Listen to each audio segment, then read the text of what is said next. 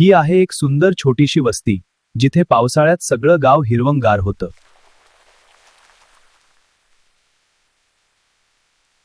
या गावात आरव नावाचा एक गोड मुलगा राहत होता. त्याला कागदाच्या होड्या बनवायला खूप आवडायचं. बघ, माझी होडी निघाली. किती छान तरंगते.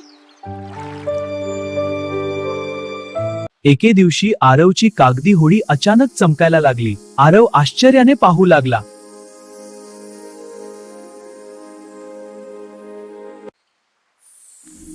घाबरू नकोस आरव, मी जादूची होडी आहे. खरंच मी तुझी मैत्रीण आहे. चला आपण साहस करूया. वा, होय. होडी आरवला एका जादूच्या जगात घेऊन गेली, जिथे सगळं काही बोलत होतं.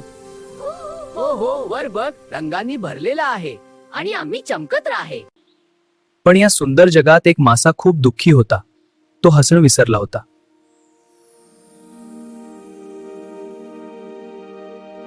गाणं गायलो तुझ्यासाठी स्नेही, चित्र काढलं तुला आवडेल का?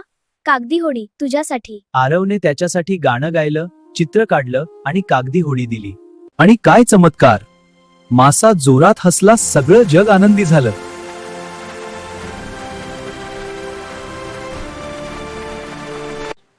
होडी आरवला घरी परत आणते.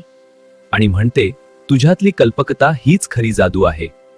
होय, माझी कल्पकताच खरी जादू आहे. आणि तेव्हापासून आरव आत्मविश्वासाने स्वप्न रंगवू लागला.